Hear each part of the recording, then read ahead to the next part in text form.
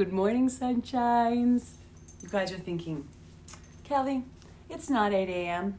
It's 7 something. Or maybe you're watching it as 8 a.m. and it's a rewatch. So I am most definitely going on early today. So I think that I'll have a lot of rewatches later. So if it's a rewatch, right, rewatch. Otherwise, good morning, sunshine for all of my friends who join me or for people who are up and ready to rock this early in the morning. I know it's only 7:15. It's not a big difference, but whatever. Good morning, Carrie. How are you? I have a house full of sleeping babies. We're supposed to be like school shopping right now. I was like, guys, we'll go at 7. We'll be done at 7:55. I'll get on Good Morning Sunshine at 8. And instead, it's 7:15 and they're sleeping. Good morning, Deb. Good morning, Annie. Good morning, Rachel. See, some of us are awake right now, ready to rock. You all have your notifications turned on. I know it because you're so smart. Good morning, Brittany. Are you so excited for Sunday? Because I am now. Good morning. Is it Adina? See how I don't have my glasses on because it just doesn't work when I do these. How are you guys doing? As you jump on, say good morning, sunshine, or hashtag GMS, and then share something that you're grateful for. That's how we start off our mornings. You guys, this morning, yesterday, toilet paper, right? I was super grateful for that. This morning, I am so grateful for my husband's job. And he's just really being challenged and pushed, and he's growing a lot these last couple years with Colorado Rush Soccer Club. And I'm just thankful to watch somebody be in their element and watch them grow and progress in themselves is so cool. And he was at a position where he was stuck for a while, just like positionally. Have you guys ever been in a job where you didn't have an opportunity for growth? And he was at that for like years and years. And we had conversations where I want you to find something that you want to go after, where you want to get better, where you want to do more, where you want to progress. Just like I talked to you guys, going from here to here, right? Here to there.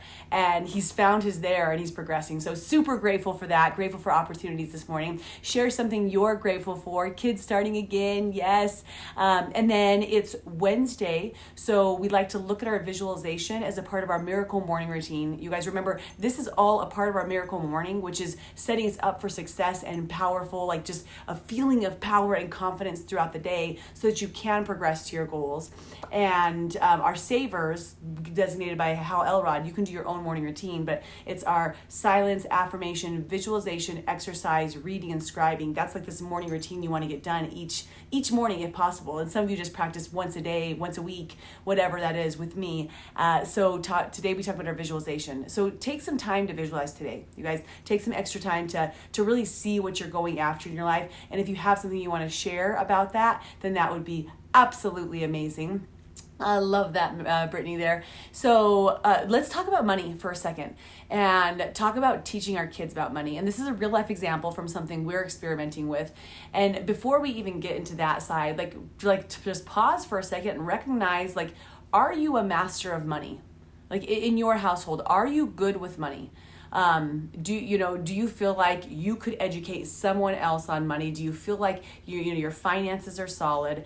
And if you're not, be like, okay, maybe I'm not, because a lot of people aren't, obviously, shown by the number, like the amount of debt that's in America, right? Which is crazy because we have so many opportunities to make money. But acknowledging and looking at that, because if you're not, remember we were talking about like reaching out and touch base yesterday, right? This could be a moment. This could be something where you want to, good morning, Jill, where you want to reach out and you want to find support in the money arena. So it's like always with anything, you guys, we do inventory. How good am I at it? Like how good am I with finances? Good morning, Sarah, my little sunshine. And looking at, for you, it's money in, money out. It's just like calories in, calories out, right? It doesn't mean that you need to be making 6 figures, but if you're, if you're spending more than you're making, then there's where we have the challenges. So looking at your budgeting, looking at your savings, looking at are you prepared if something happens in your life, if there's a life situation, to handle that sort of thing? Or do you tend to spend what you make and overspend, like accrue a lot of debt? Do you buy cars on debt? Do you buy furniture on debt? Do you buy, I think pretty much almost everyone buys homes on debt, right? But there are the rare few that don't, that they just pay cash for them, which is awesome. Wish I could do that, right? But looking at where are your finances? Take a second and identify that with yourself. Because as we talk about teaching our babies, and I'm going to tell you about an experiment I just did. Good morning, Karina. Good morning, Michelle. And I'm still doing. But when we talk about teaching our babies, first thing you have to know is they're watching you.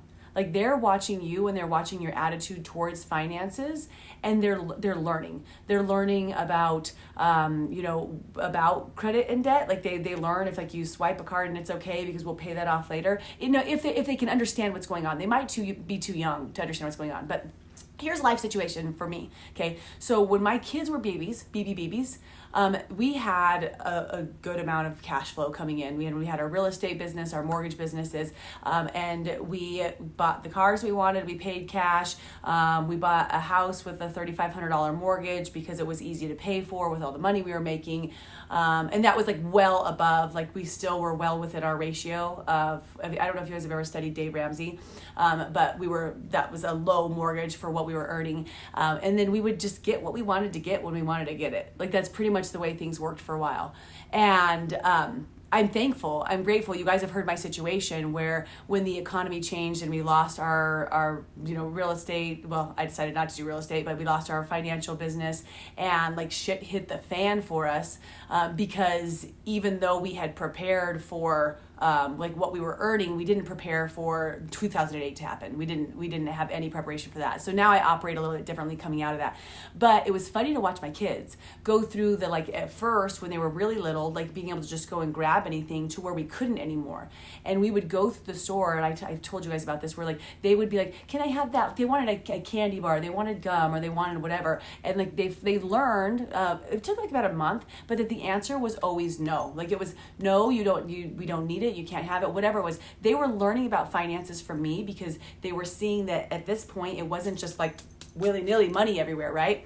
So now fast forward and we're back to, obviously 2008, we've recovered from that. We're building our businesses. Life is great. But it's really important to me seeing my babies understand the importance of finances.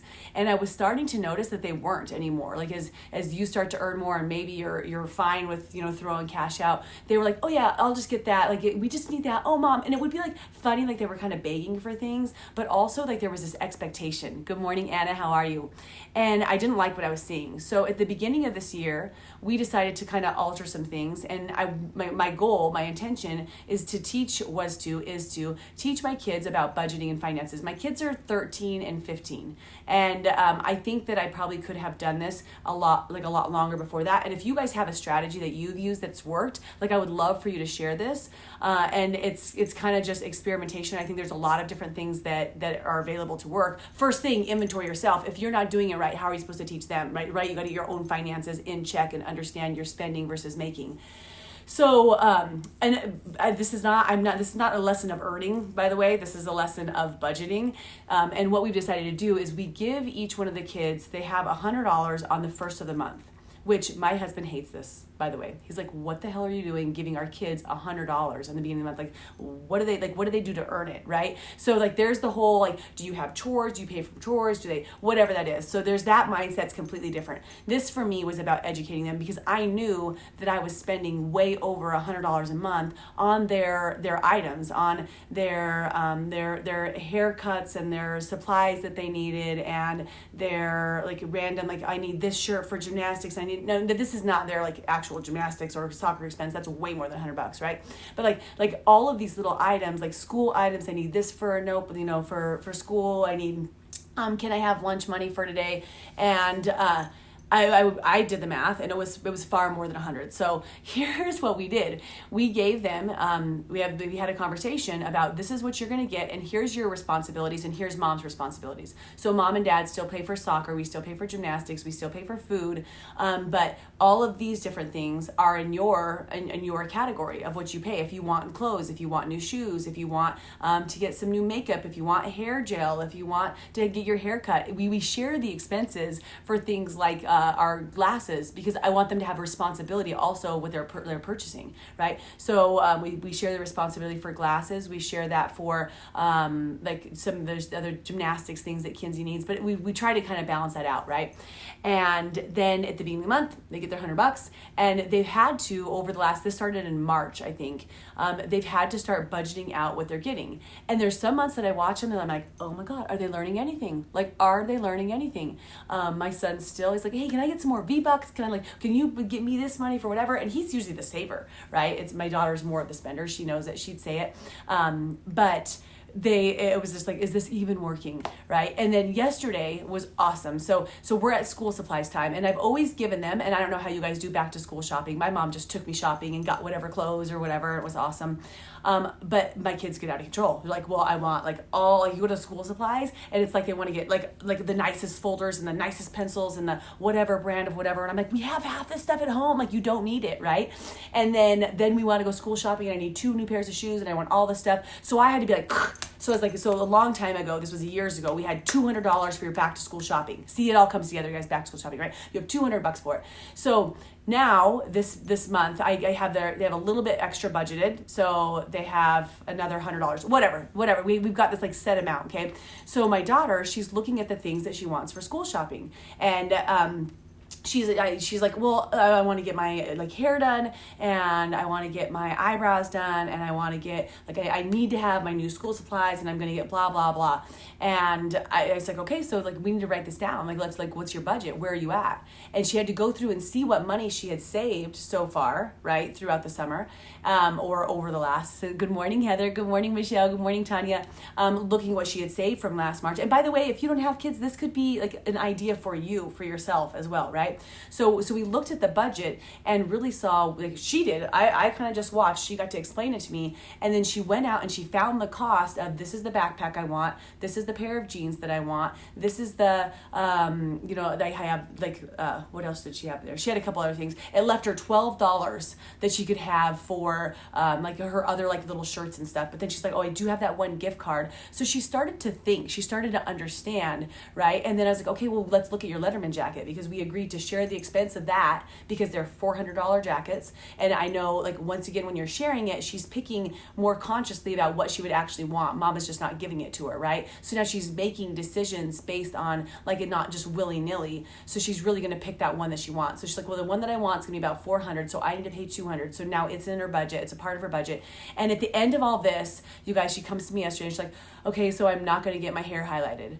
And I was like, all right. And then she's like, because if I do that, then I have to do it at least a couple times a year. So she's looking at an extra $150, $300 a year, which is 3 of her months. But the point is, you guys, she's freaking learning. She's learning, right? I was like so excited that she's like, her mind's on the right path. And then like my son's over there and he's like, I'll take 25-cent like spiral notebooks and a pack of pencils. So he's like, I've spent $5. I've got another $95 left. Like, what should we do with it, right? So it's funny how each of them learn. But I love to watch, like when you teach your babies about something like that, it's so cool to watch. But guess what? The process is also difficult.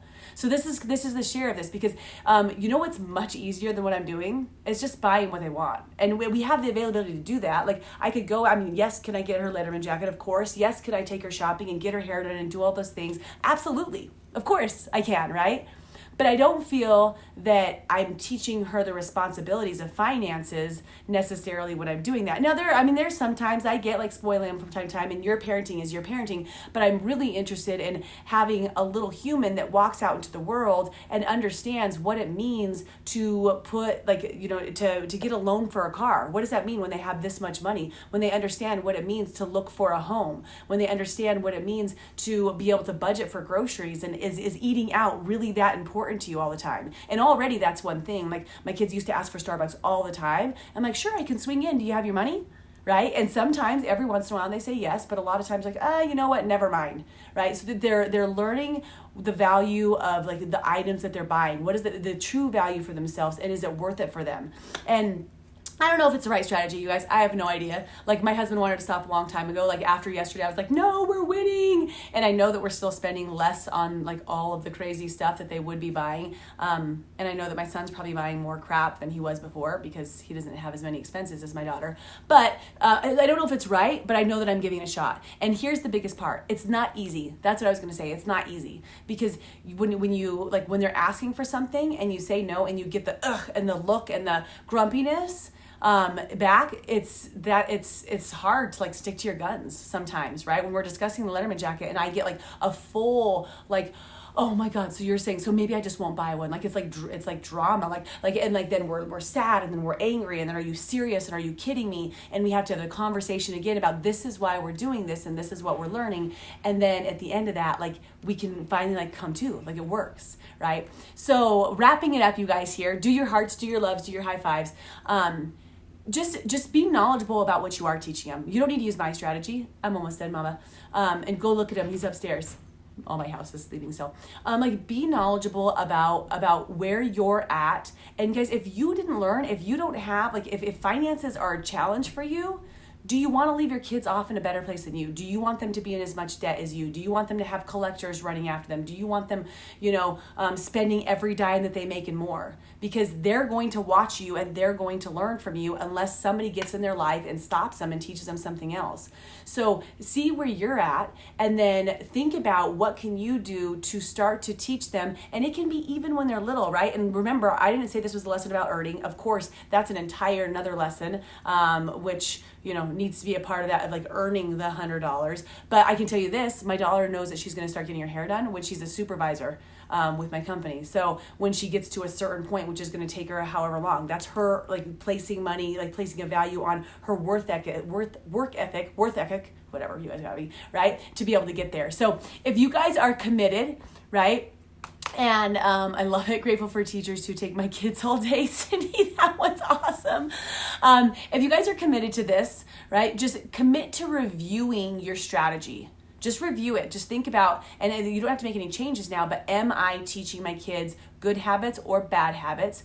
Is it not about my kids yet? It's about me. Do I need to maybe take a minute and just see what do I have going on? And I'll encourage you, if you feel like you're a little bit of a mess in that arena, I think Dave Ramsey is the easiest to just get the audio and learn his basic steps and follow along those steps. I've seen a lot of people come out of debt because they've worked with his system. It will be eye-opening and it will change some things when you realize that you don't make $10 and go spend 12, but it works. It's just a little bit of progress. So you guys, thank you for joining me this morning talking about money. I'm going to go, if one of my kids finally wake up, we're going to go spend whatever amount of money they want to because it's their money. So there we go. All right, guys, thank you for watching. Bye.